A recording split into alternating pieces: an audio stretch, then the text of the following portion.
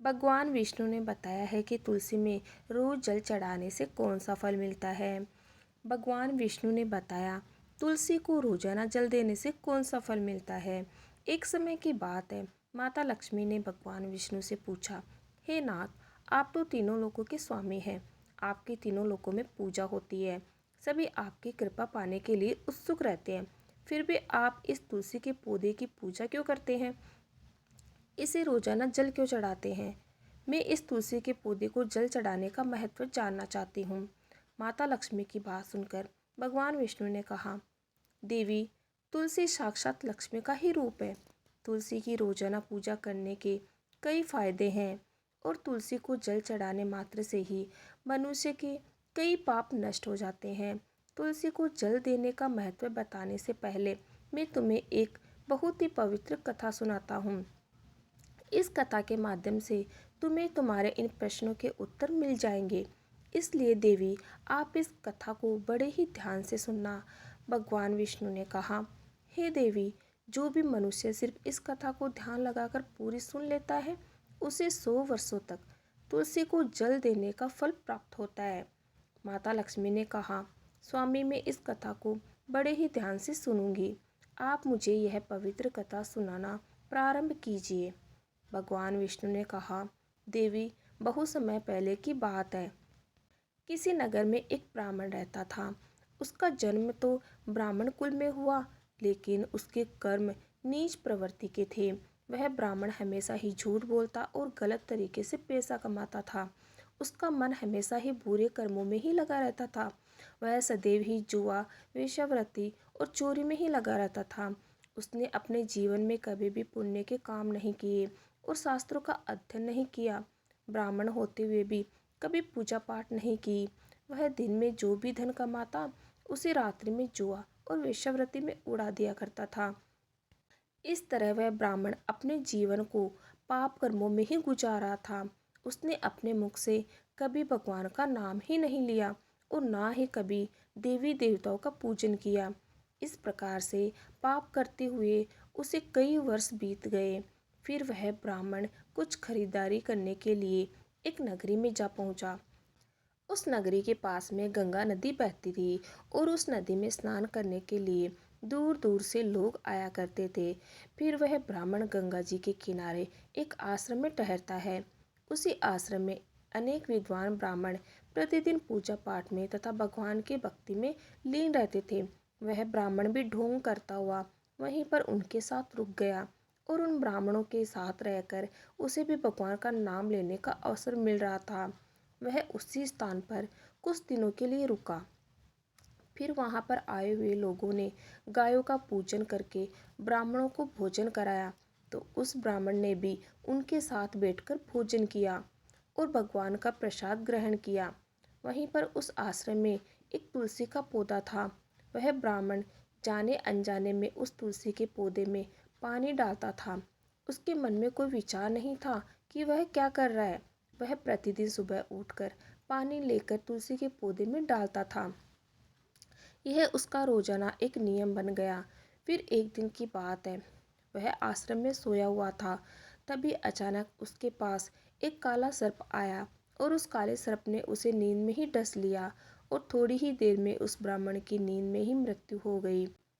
और जब सुबह दूसरे ब्राह्मणों ने उसे इस अवस्था में देखा, तो उन्होंने उसके मुख में तुलसी पत्र और तुलसी का जल डाल दिया।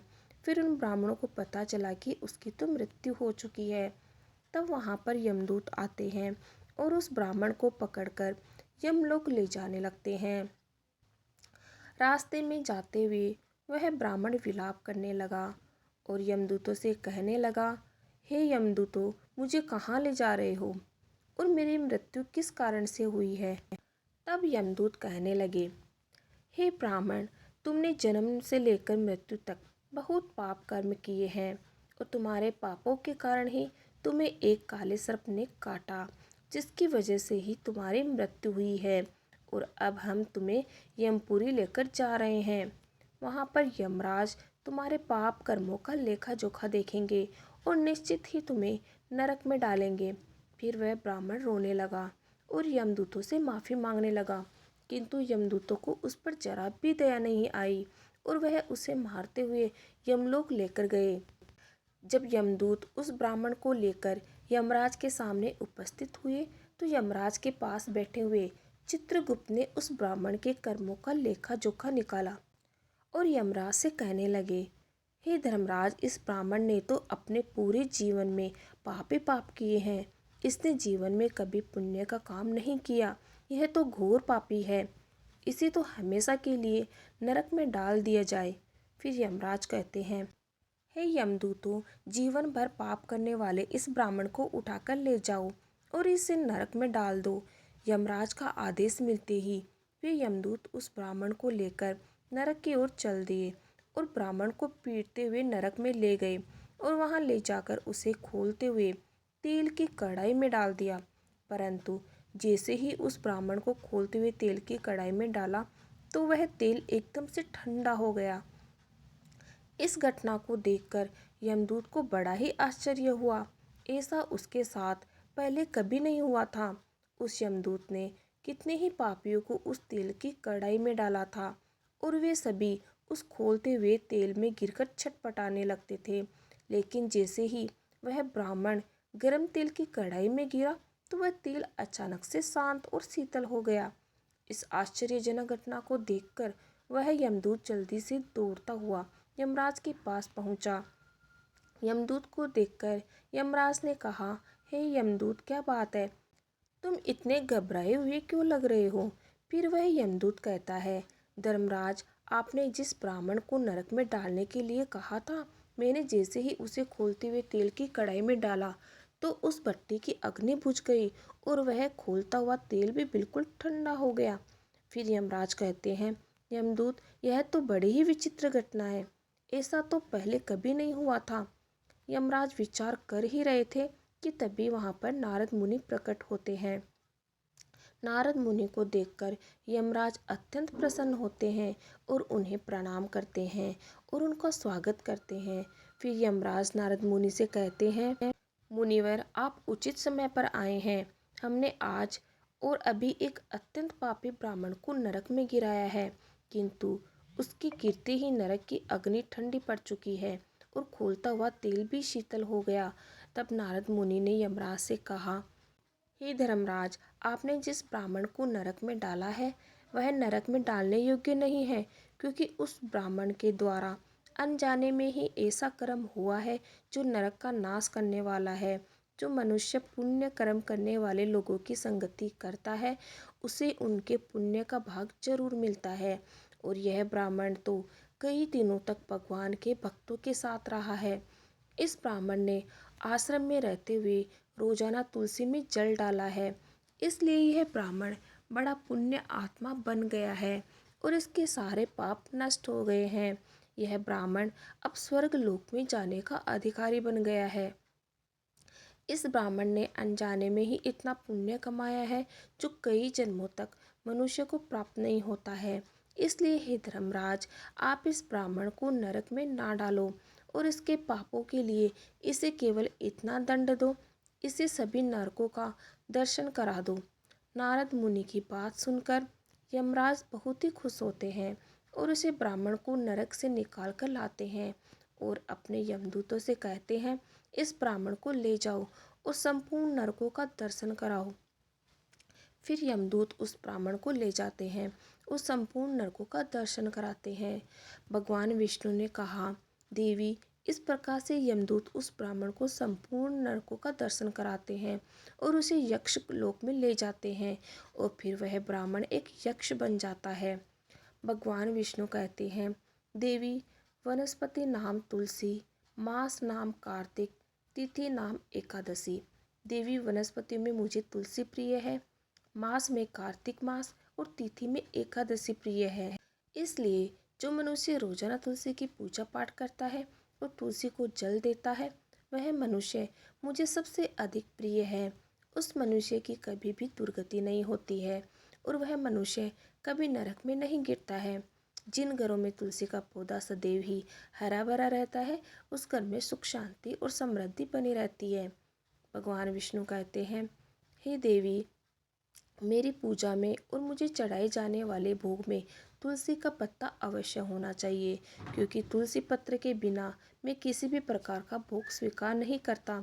इसलिए प्रत्येक घर में तुलसी का पौधा अवश्य होना चाहिए। अगर घर में तुलसी का पौधा है तो सुख शांति और समृद्धि के लिए तुलसी को चुनरी अवश्य चढ़ानी चाहिए। और हमेशा ध्यान रखें कि तुलसी का पौधा चुनरी के बिना अधूरा होता है। तुलसी केवल एक पौधा ही नहीं, बल्कि वह एक देवी है, मेरी अर्थात विष्णु की पत्नी है। इसलिए तुलसी को चुनरी अवश्य ही चढ़ानी चाहिए। इससे पति पत्नी में प्रेम और विश्वास बढ़ता है। पति पत्नी का दाम्पत्य जीवन कुशल बना रहता है। घर में रहने वाली महिलाएं सदा सुहागन और सौभाग्यशाली रहती है। तुलसी का विवाह भी आवश्यक कराना चाहिए, जिससे मनुष्य के सभी दुखों का अंत होता है और सांसारिक जीवन सुख में बीतता है। भगवान विष्णु कहते हैं, देवी तुलसी के पौधे के पास अपने मुख से अपशब्द नहीं बोलने चाहिए। तुलसी के नज़दीक भूल से भी जूते चप्पल अथवा झाड़ू पोछा नहीं रखना चाहिए, इसे पाप माना गया है। तुलसी के पौधे के पास दीपक जलाने के बाद दीपक को वहां से हटा देना चाहिए, क्योंकि तुलसी के नीचे बुझा हुआ दीपक रखना अशुभ माना जाता है। जिस स्थान पर भी तुलसी का पौधा होता है, उस स्थान को हमेशा ही साफ स्वच्छ रखना चाहिए। इसलिए नियमित रूप से तुलसी के पौधे के पास साफ सफाई का ध्यान रखना चाहिए। तुलसी के पौधे में शिवलिंग और गणेश जी की प्रतिमा नहीं रखनी चाहिए। साथ ही तुलसी के गमले में अन्य किसी भी प्रकार का पौधा भी लगाना अशुभ होता है। तुलसी के पौधे के पास कपड़े भी नहीं सुखाने चाहिए, अन्यथा कपड़ों का गंदा पानी तुलसी के पौधे पर गिर सकता है। और हमेशा ध्यान रखना चाहिए कि तुलसी के पत्ते को नाखून से नहीं तोड़ना चाहिए, जिससे तुलसी का अपमान होता है। यदि तुलसी के पत्ते सूख कर गिर जाते हैं तो उन्हें कचरे में नहीं फेंकना चाहिए, क्योंकि वह पत्ते पैरों के नीचे आते हैं, जो अच्छा नहीं होता है। उन पत्तों को आप तुलसी की मिट्टी में ही दबा दें। और रविवार के दिन तुलसी के पत्ते नहीं तोड़ने चाहिए, और रविवार को तुलसी को जल भी नहीं चढ़ाना चाहिए। बाकी सभी दिन तुलसी को सुबह स्नान से निवृत्त होकर जल देना चाहिए और शाम के समय एक दीपक जलाना चाहिए। भगवान विष्णु कहते हैं, कई महिलाएं अपने बाल खुला रखकर ही तुलसी को जल देती हैं। ऐसा करना गलत होता है। महिलाओं को हमेशा ही अपने बाल बांधकर माथे पर सिंदूर लगाकर ही तुलसी को जल देना चाहिए। इससे तुलसी का आशीर्वाद प्राप्त होता है। घर में तुलसी का पौधा लगाते समय ध्यान रखें कि इसके लिए गंदी मिट्टी का उपयोग नहीं करें। साफ स्वच्छ मिट्टी का ही उपयोग करना चाहिए। इससे तुलसी माँ रूठ जाती है और सूखने लगती है। तुलसी का पौधा कभी भी गंदे स्थान पर नहीं लगाना चाहिए, जैसे नाली अथवा बाथरूम के पास तुलसी के गमले को कभी नहीं रखना चाहिए, अन्यथा गंदा पानी तुलसी के पौधे में गिर सकता है, जो बहुत ही अशुभ माना गया है। घर में तुलसी का पौधा कभी सूखना नहीं चाहिए। घर में तुलसी का पौधा सूख जाए तो घर की सुख समृद्धि खत्म हो जाती है। सूखी हुई तुलसी में माँ लक्ष्मी वास नहीं करती है।